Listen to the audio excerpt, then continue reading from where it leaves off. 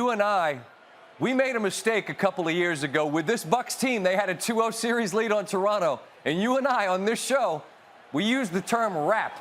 We were incorrect. I'm not asking you if this is a wrap, but based on what you've seen in these two games in Phoenix, what would have to happen for you to believe that something other than the Suns winning 2 more games in this series is going to happen?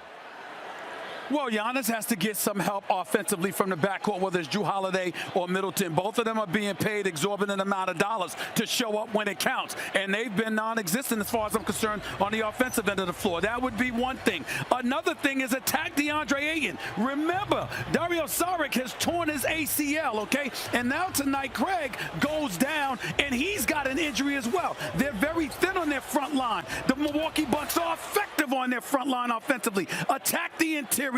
Get Ayton out of there and make Phoenix go considerably small. So when you go small as the Milwaukee Bucks, you're still big because you got Giannis at the 5. This, to me, is something that they should be doing, and it's very simple. I'm not going to call it a wrap. We're not going to make the same mistake, SVP, that we made a couple of years ago against Toronto. But I will tell you this. You better win these 2 games, because if you only win 1, I'm not going to disrespect them by assuming they're going to get swept. But if you don't win both of these games in Milwaukee, this series is going to end in 5 right here in Phoenix, and Phoenix is going to capture the championship. Milwaukee's got to go back. They got to win both games. They got to stop worrying about sending out petitions to keep people like me from coming to town. And instead, what they need to do is put forth the petitions against their coach and players and say, rise to the occasion and get it done, because we got a lot on the line here. They've got to play better. They've got to play better defensively, and your guards, who are making a lot of money, in Jrue Holiday and Middleton, who both can play the game.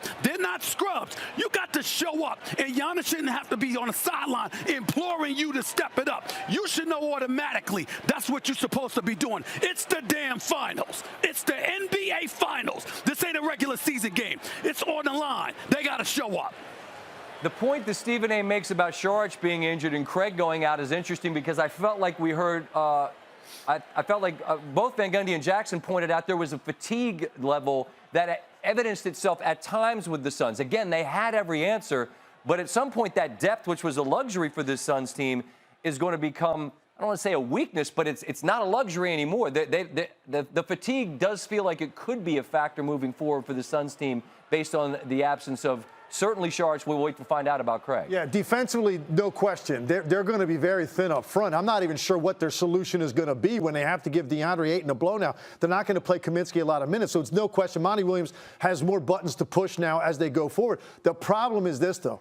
When you look at the Suns' role players, and you look at a guy like Bridges, who is a role player on this team, has 27 points. The reason that these guys have these kind of nights is because the ball is shared to such an extent that the looks that they get, the quality of the shots that they take, they always stay in their lane, and it just makes guys play with an enormous amount of confidence and comfort zone. They don't have to try to do anything outside of themselves. And Bridges was pretty good tonight putting the ball on the floor, which he normally doesn't do. But it all stems from the fact that their role players are confident, because Chris Paul and Devin Booker are controlling the game. Those guys are going to get great opportunities. And right now they're capitalizing, and the Bucks stars are not playing well. Tim Legler, we'll get more from you a little bit later. Stephen A. Smith, quickly, going to get to Coach Bud. Go ahead, quickly, Stephen A. I just want to chime in with Tim Legler. What Tim Legler just pointed out that Phoenix does offensively, Milwaukee's not doing. They're not sharing the basketball. They're not trusting one another. They're not creating a lot of movement without the basketball, which is making it easier for Phoenix to defend them even when they're shorthanded, because you're not challenging them. That's the problem. Outscored by 33 from 3. That's going to be a hard math equation to make up for. And look, Giannis was phenomenal too, right? I mean, he did everything, or his part, to try to carry the Bucks. We can take a look here. He dropped 42 points in 40 minutes, 12 rebounds.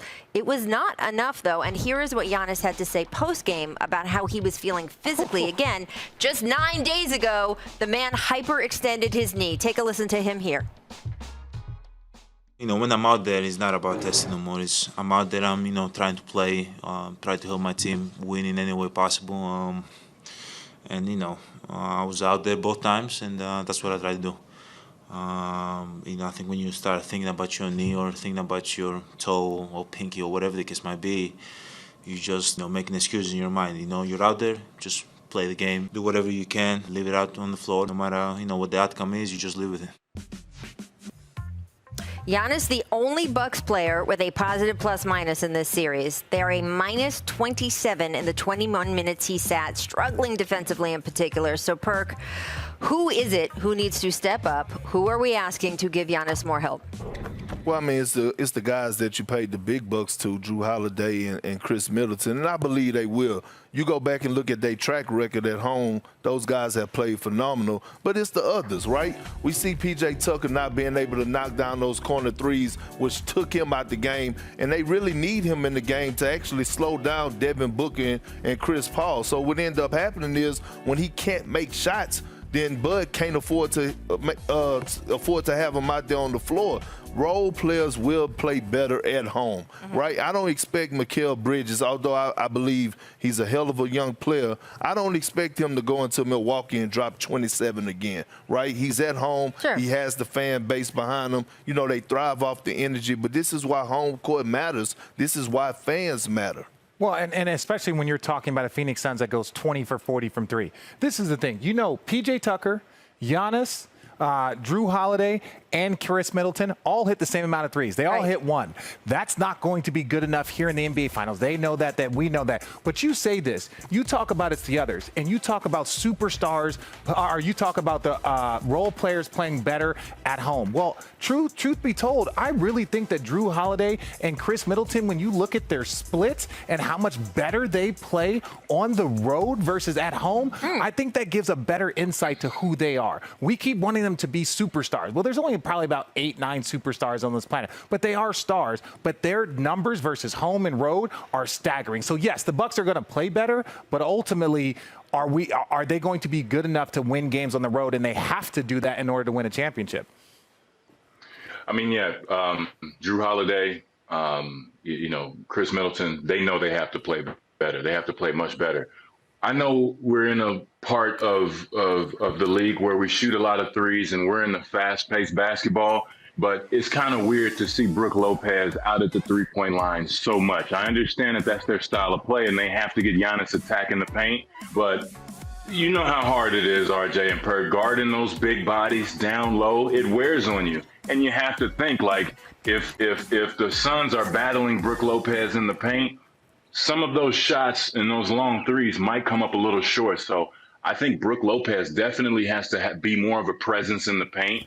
They have to figure out some way to get him some touches down there and hopefully get some easy twos. Threes are great, but me as a player, I always wanted to see the ball go in the hole first.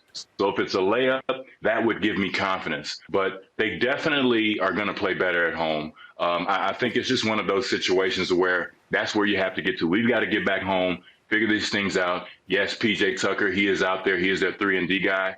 He's going to have to hit 3 or 4 threes so he can stay out there on the court and be able to slow Book down. Well, Chris, it's interesting because there's two separate kind of categories of players, right? These guys have mentioned the other two of Milwaukee's big three, if we're going to call it that, and then they quote other players, the more role players on the team. When you do have 3 stars on a team, but one of them is so dominant in terms of everything centers around them, the way it does with Giannis, the way it did with you guys with LeBron, especially starting the second year you guys were with the Heat.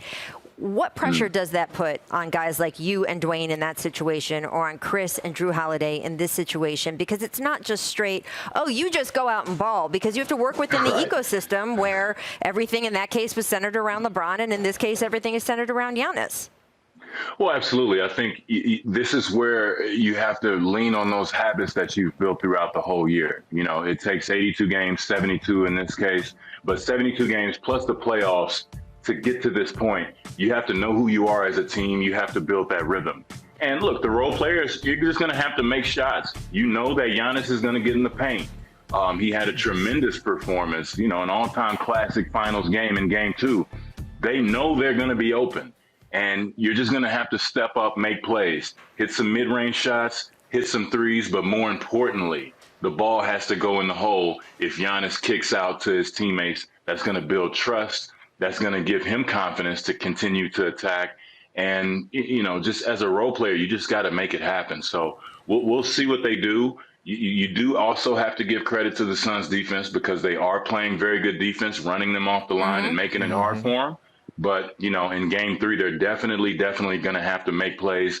It's not about basketball or game plan anymore. Throw it out the window and just make plays. Before we get into talking about the Suns' backcourt, I do want to just give an injury update. Our Adrian Wojnarowski reporting that the MRI on Suns forward Torrey Craig revealed no structural damage in his right knee. That is a huge relief right after he took that charge. Had to leave the court, did not come back into the game. They are now listing him as day-to-day, so shouts to the MRI.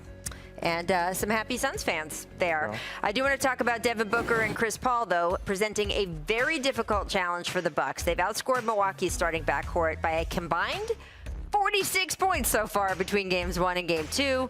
So, Chris Bosh, what can the Bucks do to slow down the Book and CP3 show? Well, I mean, it's easier said than done, right? These are two of the best players in the league. Chris Paul's got the eye of the tiger right now. I think he wants it more than anybody else in the world right now. And Book is definitely trying to establish himself as the young superstar of the league. But I think one of the things that the Bucks can do is really play better defense. I think I'm more of a traditional big. I like to see the bigs up in the screen and roll. Guarding Chris Paul is hard enough. If you've got a guy way back there in the paint and you're watching Chris Paul make these moves and you're reacting to his ball movement, you're reacting to all of those tricks, and you're reacting to his floaters and his mid-range jumpers, you're not doing yourself a favor. I think they have to be more aggressive on the defensive end and try to dictate the direction of Chris Paul and Devin Booker. Again, easier said than done, but right now, CP, he's been in the zone. I think in the last 4 or 5 games, he hasn't shot under 50%. So if the point guard is playing that efficiently and he's getting his assist and getting that ball moving and having everyone run all over the court, you're at a disadvantage. It's so well said. And what can the Bucks do to slow down CP and Booker? This is the issue.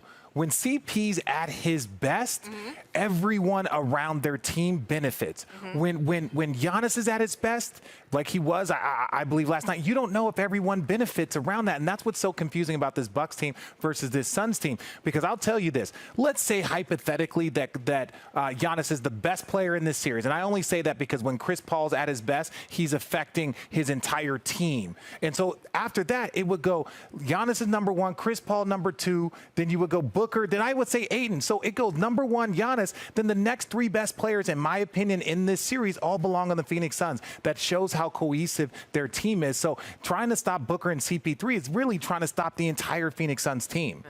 Well, I'm going to answer your question, Rachel, and I think the way that you stop them is the same way that they're slowing down Chris Middleton and Drew Holiday, right? What we're not putting enough emphasis on is that the Phoenix Suns are doing a great job of making them spend a lot of energy on the defensive end. Right. So how you gotta slow them down is by making them play defense. This is why I gotta say with the Bucks, you gotta put some structure in your offense. You gotta make them guard, just like with Richard, which when you was with the Cavs when y'all won the championship, what y'all used to do with Steph, y'all was like, look, we're gonna make you guard. Y'all switched up y'all whole game plan of bringing a big up in the pick and roll to bringing Steph up into the pick and roll and forcing him to switch so he won't have that much energy on the offensive end. So I think if I'm the Milwaukee Bucks, I'm trying to put them in as much action as possible. 1, to wear them down. 2, to hopefully get them in foul trouble. And you want to look at the Bucks not shooting the ball well. Did you see how much scrambling they had to do on defense? Right. When we showed this early in their show, there was 14 passes bouncing around. 12. That exhausts. But that's good enough. Look, hey, look, we don't let the truth get in the way of us. Like what? He should have said that when he had an opportunity. Don't piggyback off of what I said. I was just trying to help people show that you don't make up stuff. He's actually correct once in a while because it's like that takes starch out of your offense. I will say, Devin Booker is not likely to hit 7 3-pointers in the next game. He's only done that one other time, and it actually was earlier in this playoffs when he hit 8 3-pointers in a game. But the three-point shooting from the Suns, even though they didn't rank super high in it in the regular season, they're comfortable doing it. And it's funny, someone in the press conference last night asked Chris Paul, man, were your eyes a little open when you saw the stat sheet and saw it was 40 attempts on 20 makes? And he just looked at the reporter and said, I did play for the Houston Rockets, you know. I'm familiar with taking a lot of threes.